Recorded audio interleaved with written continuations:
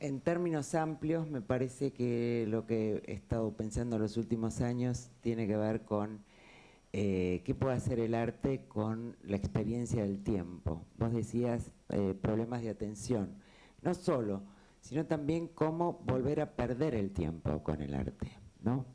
No solo la atención concentrada que permite, sino el gasto improductivo, y volvemos a Bataille. Por eso, en general, los casos que traté de tomar ahora, un poco más acotadamente, creo que con,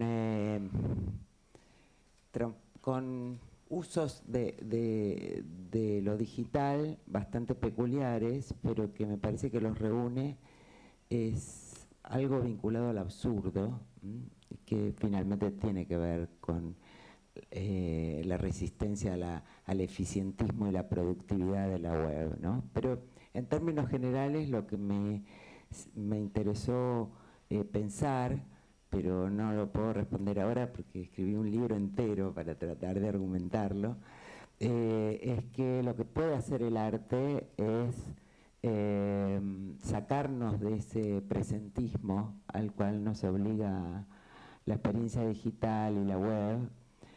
Puede ampliar el tiempo, puede como decía, también llevarnos nuevamente a perder el tiempo, puede sacarnos de esa obligación al presente, no solo con cuestiones de la memoria, etcétera, que no fue lo que más me interesó, sino expandir el tiempo, enriquecer esa experiencia que está un poco codificada por eso hablé de artistas soberanamente inadaptados, recuperar una especie de soberanía en ese sentido, ¿no? Me parece que lo que ha hecho el mundo digital con el tiempo es un poco tiránico, y creo que el arte realmente lo creo, es un campo de entrenamiento en eso, ¿no? El centro de mi reflexión sobre la experiencia del tiempo y el arte fue la obra de Christian Maclay, The Clock, y siempre cuento que realmente para mí fue una experiencia extraordinaria del tiempo. Uno sale de esa experiencia y no sabe cuánto tiempo transcurrió. De modo que creo en el arte, creo en los poderes del arte y creo que en esa dirección hay algo que solo le cabe al arte. Pero puede ser ingenuo, como decía hoy Reinaldo.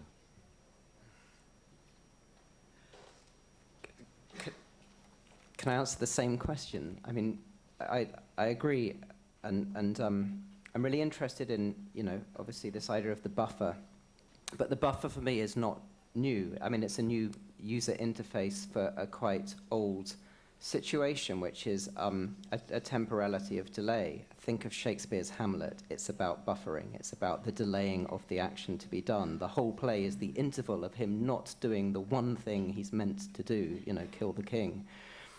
And Shakespeare actually writes in another play, Julius Caesar, really detailedly about the interval between the action, i.e. the conception of the deed, and the doing. He says all the interim is like a phantasma or a hideous dream, and this is absolutely revolutionary. The state of man undergoes a revolution, which is extraordinary. This guy, Brutus, is about to kill Caesar, but the revolutionary act is not killing Caesar, it's the delay, it's that interval. Mallarmé talks about the interregnum and says for the poet, there is no present, there is only the gap between. And that's why one type, for the artist or poet, for Mallarmé, one type of political activism is impossible, right? All Mallarmé's friends were like throwing bombs and he was not interested in that. He said that's too unpoetic, we live in the delay. The delay is the radical space. This is what poetry has, interregnum, buffering, and I think for Duchamp, my God, absolutely. But Duchamp gets it from Mallarmé, right? Yeah, and Duchamp stages this visually. It's all about the delay, and this is the absolutely ontological, radical space that art opens up that even political activism can't. It doesn't mean art's not political. It's just political in a different way. in terms of reading the sea, yeah, the sea is dirty. It's full of corpses, you know. It's full of crimes. And, you know, this is what you do. This is the whole practice of forensic architecture, is reading it, turning it into recovering the trace evidence, witness, testimony. And this is fantastic. And this is the ethical demand that this space makes. It's not clean. We don't want to. Why would we clean it up? That would be kind of obscene in a way. The bath is full of blood, and the blood needs to be analyzed, you know, not flushed away.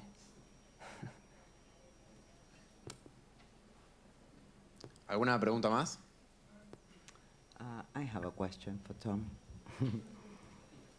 Well, thanks a lot for a fabulous trip from Agamenon to Sandra Perry with many insights. A very broad question, I don't know if you can answer it, but the whole essay is full of fluid metaphors, and you speak of a fluid aesthetics in a way. And I think that suits your own fiction, your own novels and essays very well. And would you tell us something more about this idea of fluid aesthetics? Yeah, I mean, I haven't really got it worked out. I mean, there's just some things that seduce you. Like, I mean, oil spills, I was just fascinated. Of course, they're horrific, but there's something absolutely hypnotic about if you just watch for days on end on a big white wall, an oil spill, it's kind of fascinating. I mean, this is many other writers, Ballard, Virilio, they're all obsessed with this stuff too.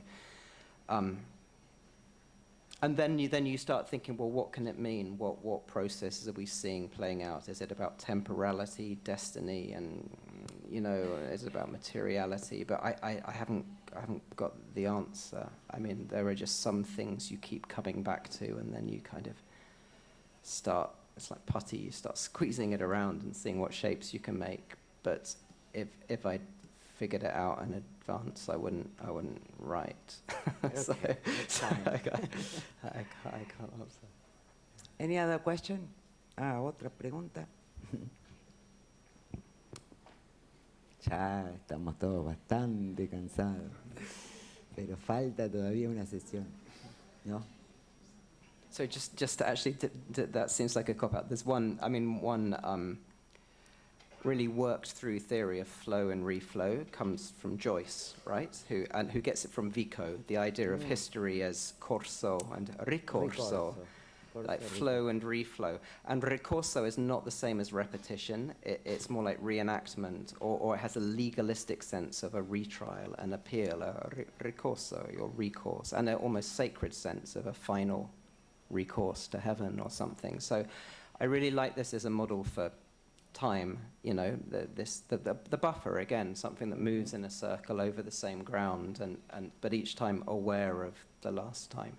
So if you think of the second act of Waiting for Godot by Beckett, they repeat what they did in the first act, but self-consciously. They say, you do this and you do that, and no, you're not doing it right. And so with each iteration, there's a kind of... So I guess that's a model of kind of literary time that really seemed to make sense to me for understanding history within fiction and stuff.